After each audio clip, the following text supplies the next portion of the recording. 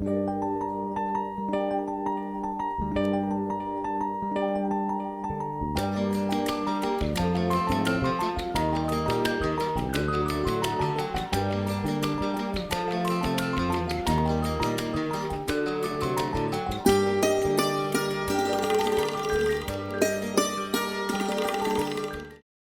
as an introduction, imagine you have a great desire to learn cooking or you want to learn to cook something great.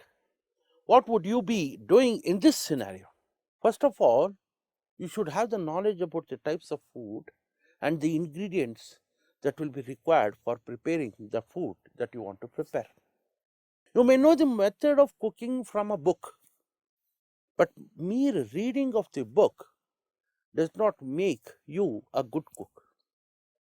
You need to know the proportion of different ingredients that needs to be used in preparing a particular type of dish.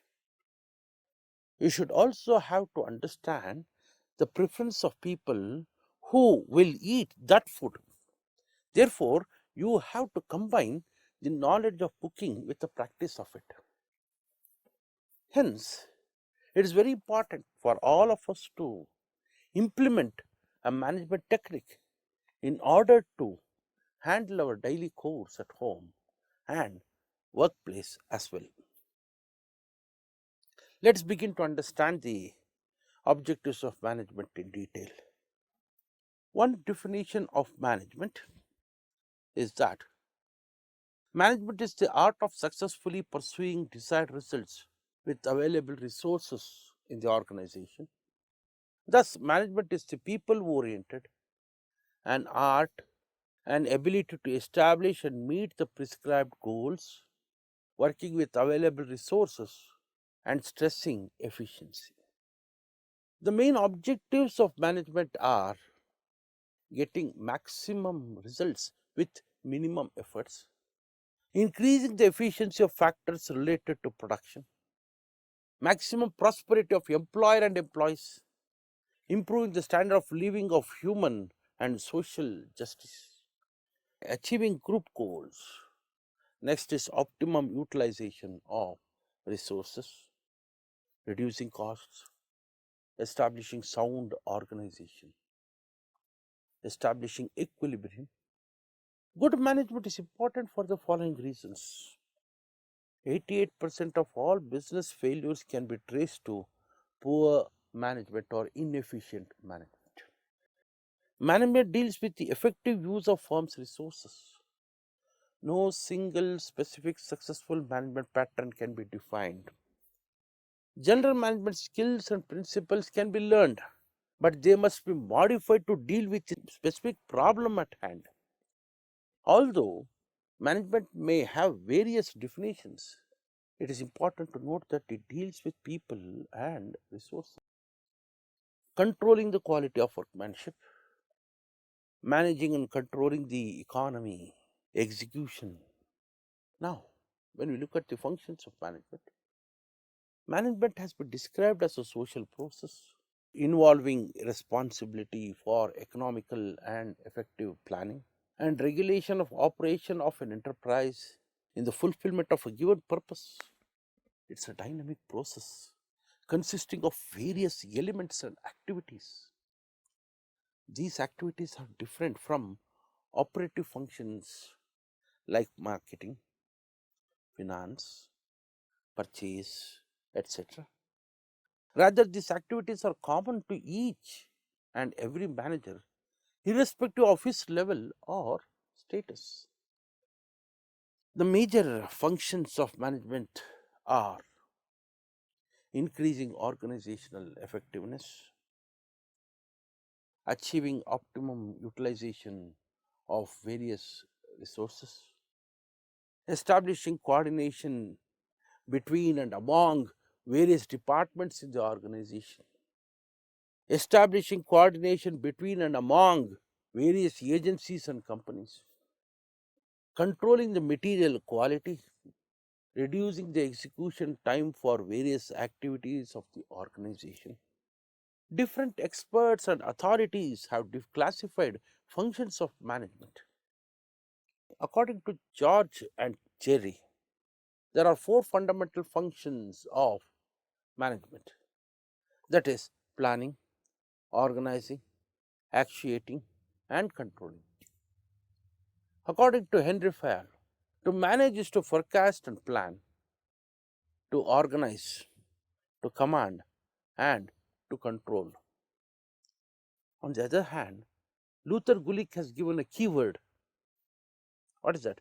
POSDCORB capitals. That is post COB, to understand it in simple, where P stands for planning, O stands for organizing, S stands for staffing, D for directing, CO for coordination, R for reporting, and B finally for budgeting. But the most widely accepted are the functions of management given by Kuntz and O'Donnell. That is planning, organizing, staffing, directing, and controlling. These are the common universal functions. For theoretical purposes, it may be convenient to separate the function of management, but practically these functions are overlapping in nature. That is, they are highly inseparable. You cannot separate one with the other. Each function blends into the other and each affects the performance of others. Now, let's know about each of them in little detail. Number one, planning. This is a step in management is said to be a crux of effective management. Planning provides the management a roadmap for effective achievement of management goals. It decides what to do, when, and how to do for an organization. It is necessary to ensure proper utilization of human and non-human resources. Some prominent functions in planning are assessment of the environment in terms of opportunities and threats for the firm, evaluation of the firm's strengths and weaknesses, matching the firm's strengths and weaknesses with its opportunities and threats. That is, we are talking about this what? SWOT, strength, weakness, opportunities, and threats. Next is setting of objectives for attaining those opportunities available to the firm. Formulation and setting an alternative courses of action. Further, preparation of action plans and budgets. Now we go to the next function, that is organizing. This brings together the human and non-human resources required for production. It identifies the activities and classifies them together. It arranges for the resources and raw materials and coordinates the authority responsibility relationships.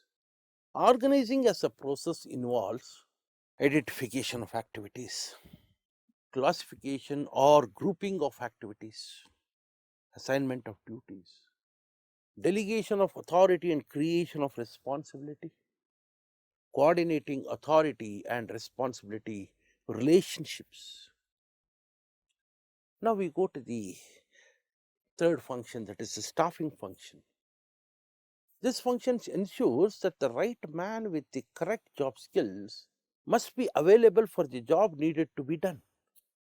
This includes manpower planning, recruitment, training and development, and performance appraisal, and finally the remuneration part.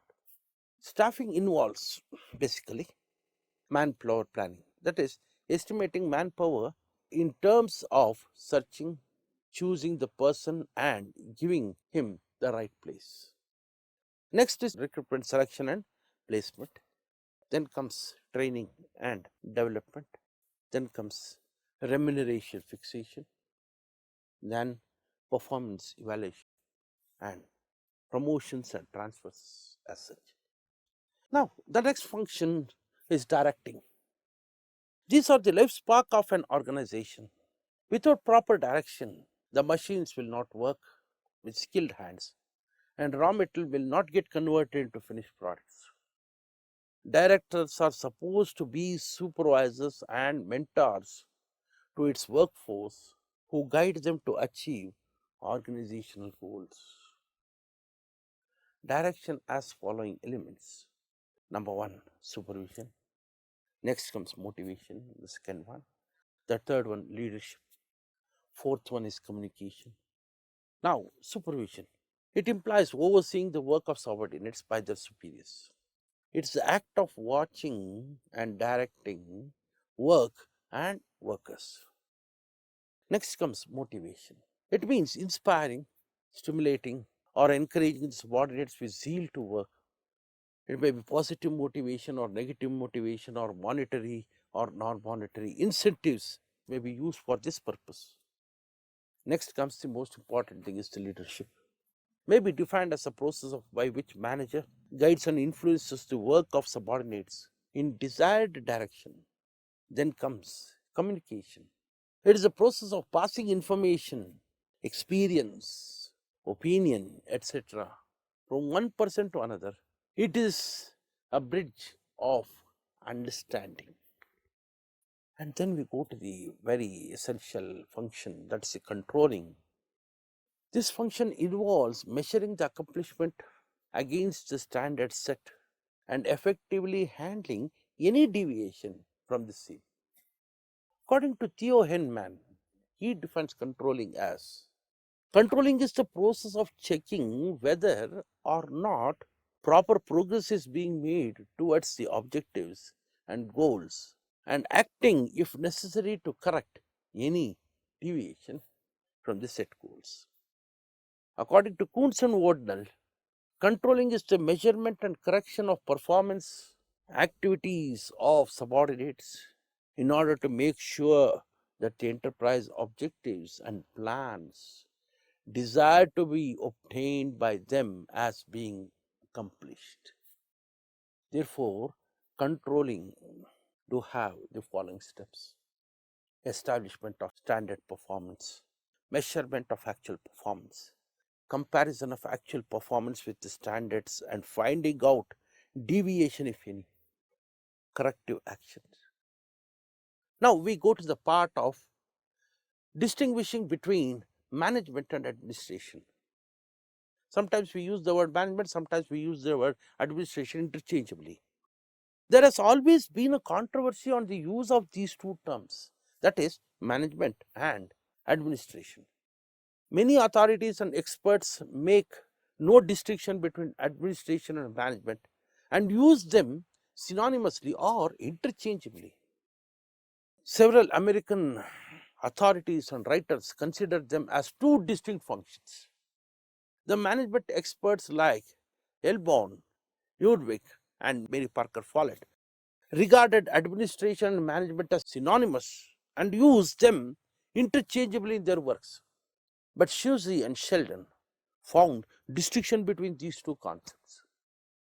According to them, the distinction is important to clearly understand the role of people in administrative position versus those in managerial positions.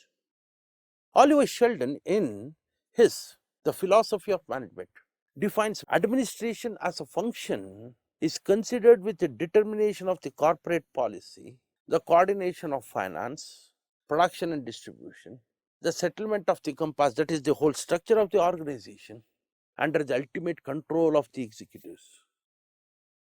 On the other hand, management is concerned with the execution of the policy within the limits set up by administration and the employment of the organization for the particular objects before it. Thus, Sheldon declares administration as a thinking process and management as a doing process. In other words, management is a concomitant of administration. EFL Bridge distinguishes administration and management. Bridge considers management as a social process entailing the responsibility for effective planning, regulation, coordination, and control of operations, including the responsibility for personal supervision. Administration is that part of management which is concerned with the installation and carrying out the procedures by which the progress of activities are regulated and checked against plans. Few authors treat administration as a part of management. These 3 points of view are: administration is different from management. According to this viewpoint, Administration is a higher level activity, while management is a lower level function. Administration is a determinative function concerned with the determination of objectives and policies, while management is an executive function involving the implementation of policies and direction of efforts for the achievement of the objectives. This view is held largely by American authorities or experts on management.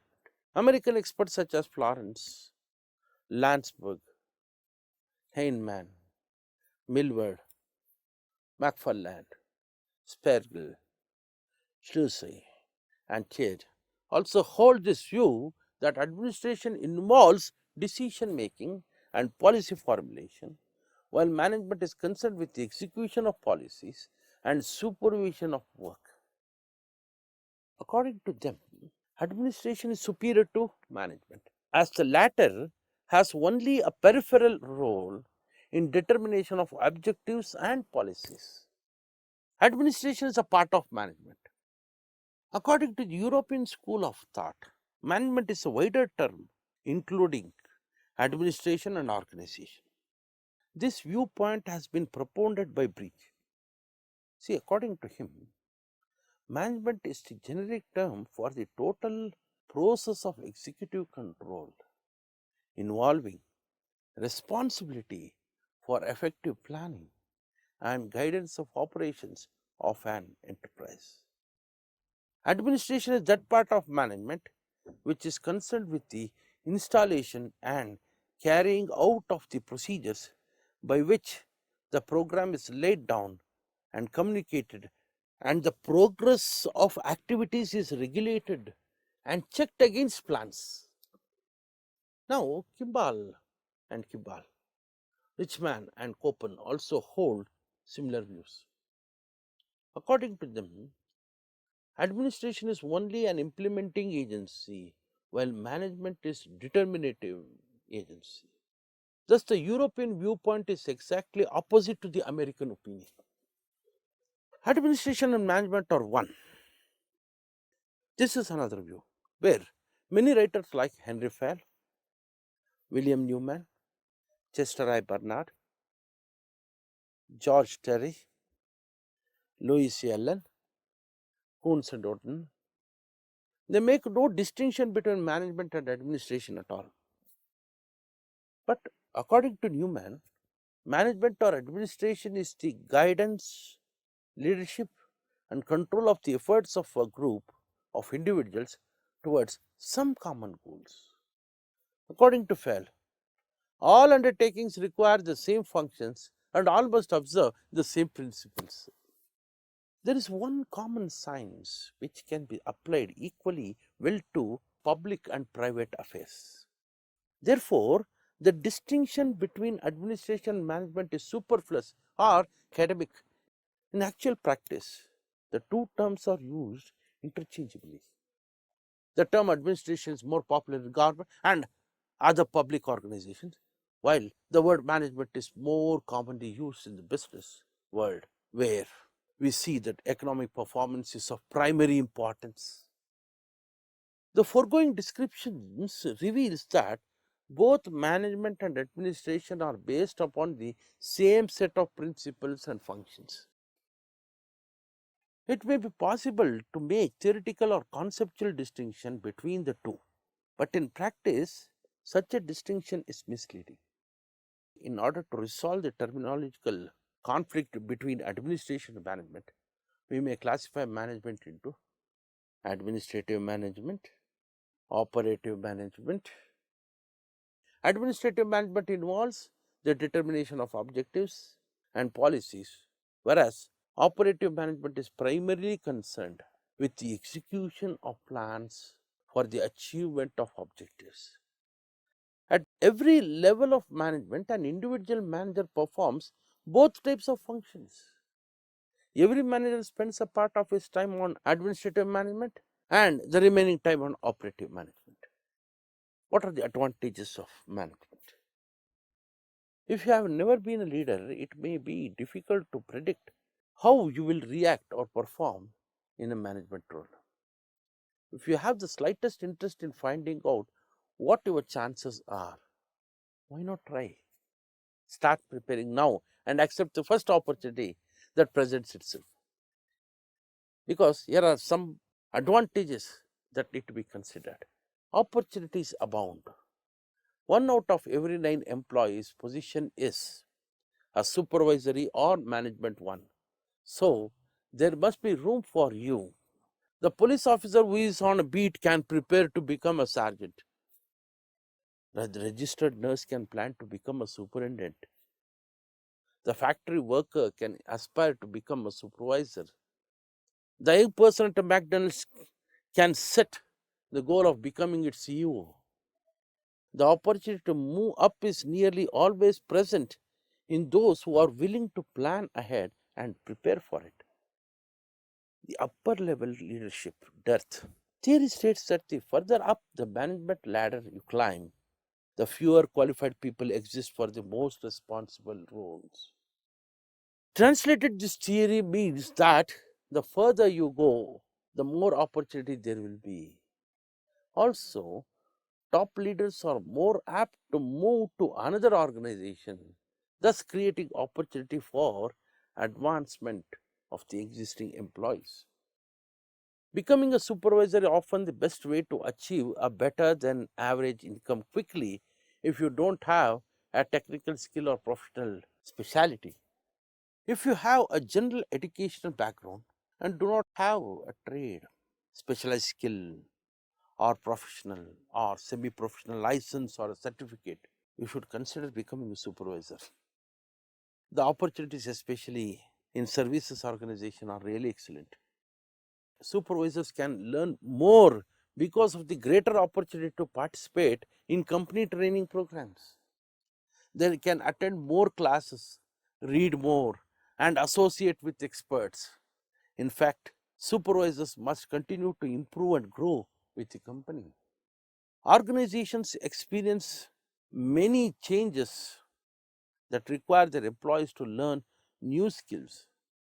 Along with technical training that supervisors or managers get, they are often given the opportunity to attend seminars on leadership, team building, or team dynamics, or in technical areas like inventory control, production planning, or quality assurances as such. Employees may be able to find a little niche where they can hide, but supervisors, they cannot hide. The bigger pot principle applies here. For example, if you feel your personal growth is restricted as an employee, moving into supervision would be like transplanting a plant to a bigger pot where greater root growth is possible in many directions. Supervisors almost always know that what is happening within the organization. As a part of the management team, they attend meetings, receive more written communications, and are often consulted by upper levels. They interact with other departments and deal with a wide variety of challenges. Supervisors are in an ideal position to contribute to the welfare of others. As managers, they can go to bat for the employees they supervise. The supervisor is the employee's link to policymakers in the organization. The process of meeting the special needs of employees often begins with the post of supervisor. Supervisors are more mobile than workers. Frontline supervisors usually find it easier to locate a new job. Should their firm downright or simply shut its door and go out of business? There are two reasons for this: having additional knowledge and experience, and having demonstrated leadership. Now we go to the disadvantages of management. In addition to many other advantages in becoming a manager, a few of the disadvantages are listed here. There are some disadvantages. Think about them before making a final commitment. Problem employees can be difficult. As an employee, you have already noticed that some co-workers have unusual behavior patterns that cause problems for their supervisors. Handling confrontations, working with the grievances, and doing corrective interviews can be traumatic for some people. Supervisors have sometimes found themselves in the middle of complex human problems that seem to have no possible solution. Expect to be more alone as a supervisor. Successful supervisors, even team leaders, must isolate themselves to some extent from the employees they supervise. It can be difficult to be a supervisor and a close friend at times. You must frequently back away when you might rather be a part of the group. You may be asked to withhold confidential information from your employees until an official announcement is made. As a member of the management team, you may be perceived as being one of them and not one of us by your employees. You will feel this isolation most when you make an unpopular decision and the people you supervise let you know you are on opposite sides. It's an unreasonable expectation to think that you can please everyone all the time. It's not possible. You may not receive constant reinforcement from your supervisor. Management people usually treat other managers differently from the way supervisors treat their employees. As a supervisor, you will be expected to support and protect your employees at all times. You must give them day-to-day security and constant personal attention. Do not, however, expect this same treatment from your supervisor. Because you are a manager, you are expected to be a stronger, so your supervisor may not feel the same need to reinforce you. He or she will take it for granted that you will provide your own personal confidence and self-motivation and will deal more openly and directly with you. You may have to change your behavior more than you expect. Becoming a supervisor for the first time may become one of the most important things happen to you in your lifetime. It can be a bigger transition than people expect. In becoming a supervisor, you lay your career and reputation on the line. If you fail, your adjustment to a lower level can be brutally difficult and often impossible. The change requires realigning your thinking because your whole approach to your career must be different. Your daily routine, your human relationships, and your self concept may have to change. To underestimate the degree of change you might have to make could cause you to fail as a supervisor. Many of the times it happens. A position as a supervisor could mean longer hours without overtime pay. It may also mean taking extra work home with you. You may be asked to attend seminars on your own time. You will be expected to manage your time and the time of others. Many deadlines can only be met with appropriate planning and time management techniques. You may not be paid extra for the time this planning takes. Often, a supervisor's schedule is so tight during the regular working day that he or she might typically take work home. This extra homework can cut into family time. Such is the price for those who wish to lead. Now we go for the conclusive part. In this session, we discussed about the objectives, functions, and components of management. We also listed the differences between management and administration. As we know, managing an organization effectively requires the formulation of clear objectives. The objective is well defined, and the objective points, that means the questions of making necessary efforts to achieve it. Objects and aims direct a man to proceed in a certain way for achieving organizational aims. Management has been described as a social process involving responsibility for economical and effective planning and regulation of operation of enterprise in the fulfillment of a given purpose.